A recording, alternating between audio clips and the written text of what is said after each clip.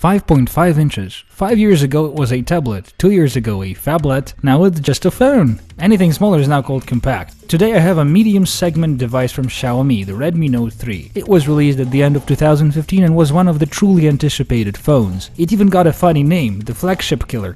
Even more, it was anticipated by the owners of the prior Redmi Note 2, to which it is a huge upgrade. My name is Dmitro Voloshin. Let's look at it closely right now.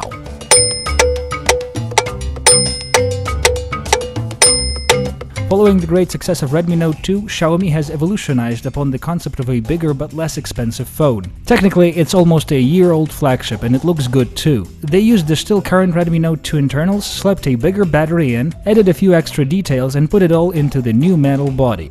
The design is pleasantly refreshed. The flash is now two-tone, which makes flash photographs much more alive. The battery is now a huge 4000 mAh, all that for the same justified, hard-earned lump of cash. The phone being quite big is pleasant and convenient to hold, though the metal parts of the body are slippery. You get used to that, but one-handed operation is sometimes associated with some droppage risk. The phone looks more expensive than it is, and even more so than the Note 2. There are 3 color variations available: dark gray back with black front, silver back panel with white front panel, and gold color all-around option, like the one I have. The front is quite typical. Redmi Note 3 has a big 5.5-inch Full HD IPS screen, PPI being 403. This is more than enough and it looks at least as good as the Samsung's 5.7 Quad HD screens with that AMOLED pentile thing. Viewing angles are wide, brightness is plenty. On top of the screen, the usuals: the earpiece, proximity and lighting sensors, front-facing camera lens, and an indicator LED, which now can indicate in 7 different colors. The 3 buttons, apps, home and back, are all capacitive, have wide blue backlight, and can be further customized in the menus. Dual SIM card tray supports 3G and 4G cards and is accessed with any long pin-like thing.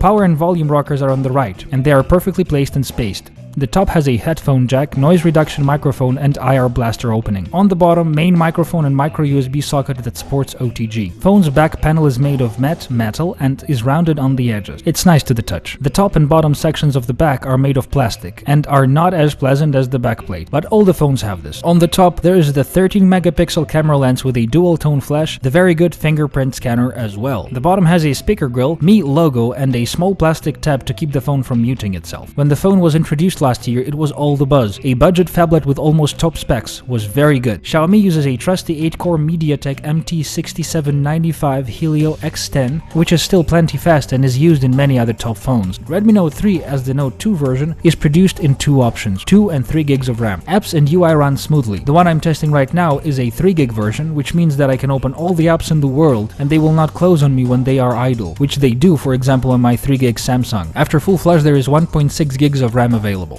The phone works on Android 5.0.2, which, like all other Xiaomi phones, has MIUI version 7 on top.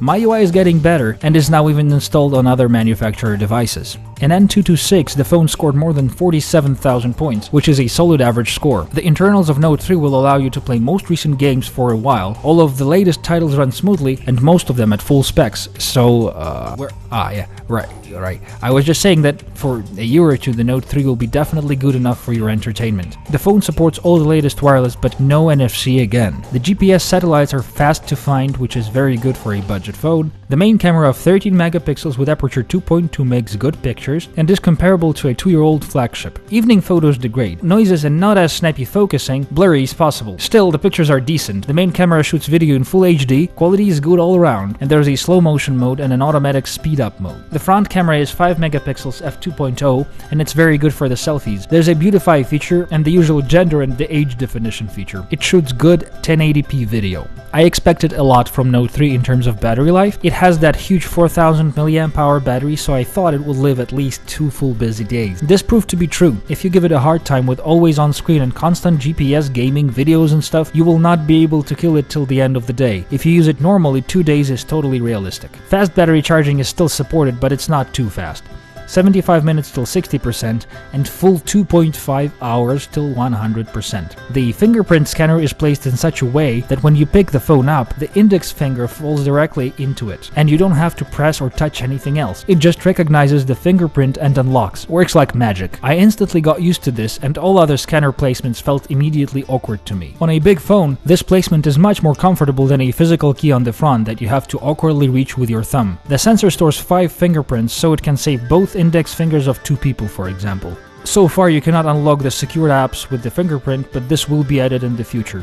The firmwares, by the way, are as easy to download and install as usual, and it takes just a few minutes to install while you have some free time. I was pleased with this phone. It looks very good, it is fast and will be adequate and current for a long time. It takes good pictures, has all the things needed, and is attacking the more expensive market segment actively. It's a treasure and a steal for those who need a budget phone free of compromises and updated regularly too. That's really all there is.